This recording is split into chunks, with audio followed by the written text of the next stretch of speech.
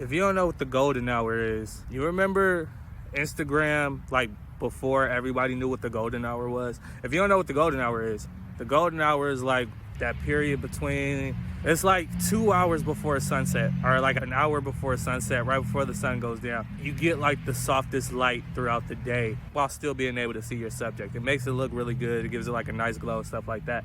It's crazy because most people think that when they do like content shoots, photo shoots, video, whatever, they think they're supposed to do it in the middle of the day.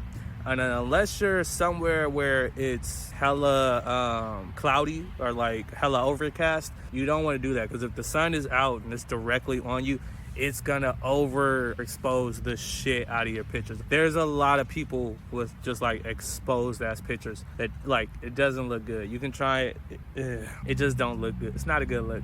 If you're gonna do a photo shoot or a content shoot, you wanna make sure you're doing it before like 10 a.m. before the sun gets high. Anytime after like sunrise, you get that like early blue light. That's what it's called in the morning, is blue light. It's the blue hour in the morning and the golden hour at night. But yeah, anytime between like 6, 7 a.m. all the way up to like 9 or 10. And then depending on like time of year, like anywhere from like 4 or 5 o'clock or like 6 or 7 till sundown. You're gonna get the best lighting every time, promise. That's not what this video is about today. I just happen to be sitting outside in the park. This is It's interesting is that this is actually where I like one of the first places I started recording. I was out here with my camera, and I'll link to the video because it's on here. It was good information. It was good information, but the camera was shaky. I was trying to figure out the editing. I knew I wanted it to do vertical style, but I don't know. I still was trying to figure it out. That was very early in the process. I've taken a lot of time since then. I ain't even that. But yeah, I just happened to be down here in this little square area or whatever. I wanted to talk. I haven't recorded in a while. There's a lot of transition, a lot of movement going on right now. Not with the business, just with me and my life. I'll talk more about it soon. But yeah, I'm trying to keep the business going, keep momentum going while still keeping track of the other areas of my life and make sure everything's moving and grooving with that shit. That's why I haven't been recording as much. I've been testing some things and working on some things. Like I have a vision of like the next 12 months. And that's really, I think that's what I want to talk about, is just clarity. Because that's really what I've been focusing on for like the past 2 weeks, if not for a long time, actually, like for the longest time. That's why I'm so happy I found Notion, because Notion really helps with just like organizing my brain and keeping like all the information. There's so much information we try and store in our brains, and you can't keep everything in. It's like a hard drive. It's like your Google Drive or your phone. It's like your iPhone. When you take too many pictures, you have too many videos, what does your phone tell you?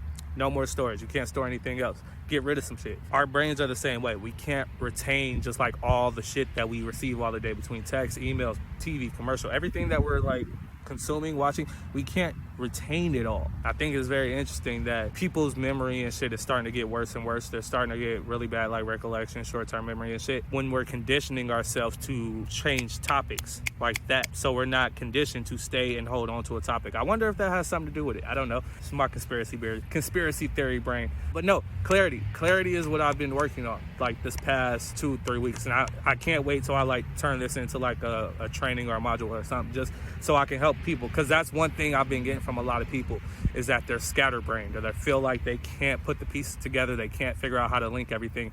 And it's just a lot of that is due to a lack of organization, and just a lack of organization in themselves, and understanding how to organize and structure things. It's just one of the many things we weren't taught growing up that you have to kind of learn and figure out as you grow up. But I just found this video on YouTube. I heard about it through this other coach I was working with. This video just about how to organize your life, how to structure and organize your life, right? So yeah, it's called the PARA method, and it's supposed to help you structure your life so that you like always know how to organize things. So it's PARA is P for projects, right? Projects are things that have an end date.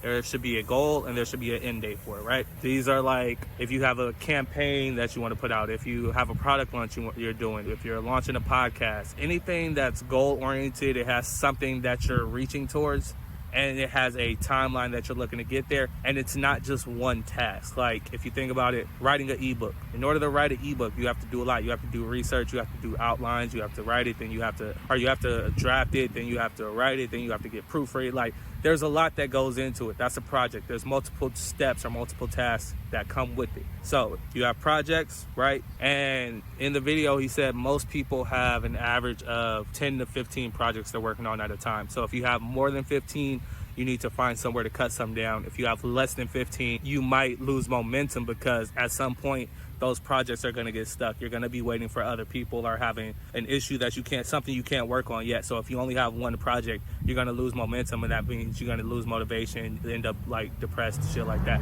So you want to have something that you're constantly working on, so that when you're stuck in your other projects or when you're at a bottleneck or at a stop, you can't go any further until something else happens.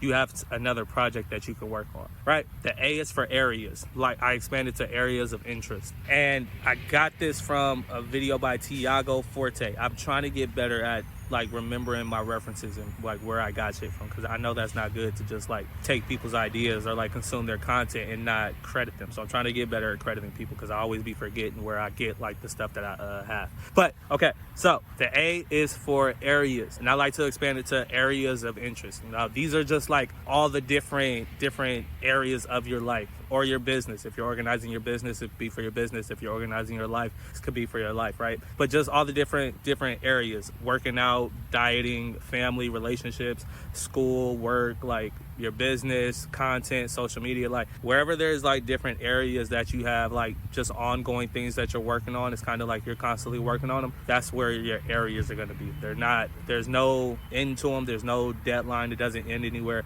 It's just continuously going. Like if I want to, like for me, my business, my marketing agency, I'm building a marketing agency. There's no end to it. There's no end in sight, at least not yet. Maybe one day I'll get to the point where I'll have like an exit strategy or somewhere where I'm looking to get out. But for right now, there's no end in sight. My content, there's no end in sight. It's just something that I'm constantly working on. I have different projects that I can work on in that. Like there's different projects for my content, there's different projects for my business, but these are just areas of interest where there's just constantly something to be worked on, right? After that, he said the R is for resources. These are like, I call it like your notebook.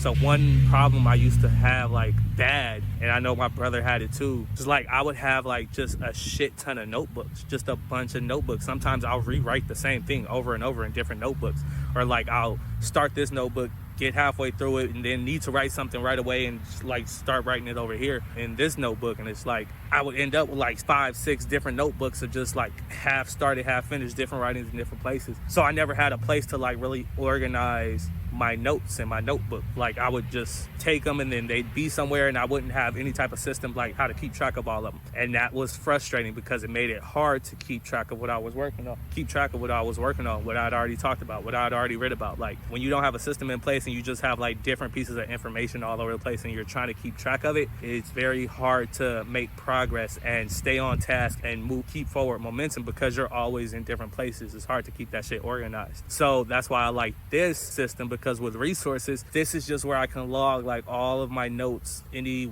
websites, any books that I'm reading, any like notes I'm taking for them with quotes or whatever, inspirational quotes, videos I'm watching, clips from videos that I'm watching that I really like that I want to use later, maybe turn it into like a clip or a reel. Like I could just log them in my notes. And the way with Notion, that's why I really like Notion, because Notion is such a structural program where it's like, okay, I can create a database, and this database is like a filing cabinet, and in this filing cabinet it's all of my information about this topic. Then I can have another database here. With the database, it's like I can have a file system, a file cabinet with unlimited space, and inside that file cabinet I have different folders for like different areas that I'm working on, or different sections or different projects. It can be a quick note. I don't know if you're like me, but like I'll have a notepad open in my phone where I'm just like constantly jotting things down. I've tried to get better at like just going straight to where it needs to go. Like if I have a content idea, I'm going to my content folder. If I have an idea for some merch, I'll go into my clothing line folder. Like instead of just jotting everything in one catch-all place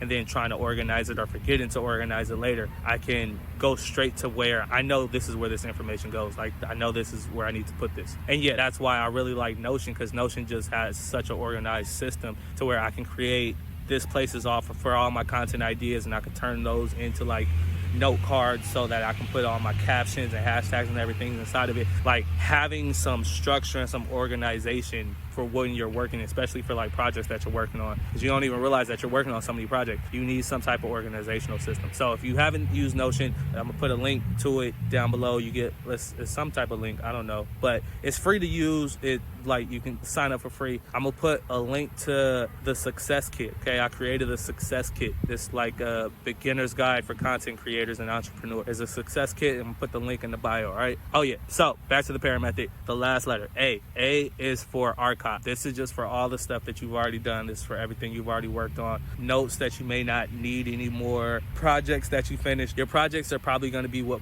ends up in there the most, just because you don't really get rid of areas. I'm not going to get rid of my content like area of my life. I'm not going to get rid of my business part of my life.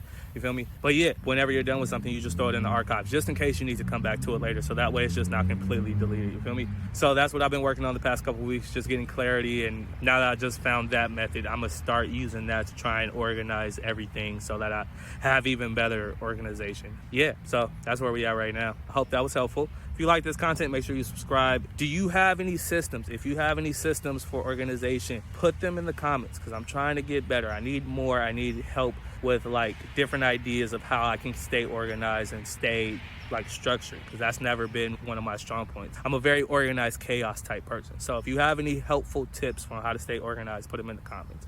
Make sure you follow if you like this type of content. Hit the like, share this with somebody, all the stuff, you know, gang. I'll see you in the next one.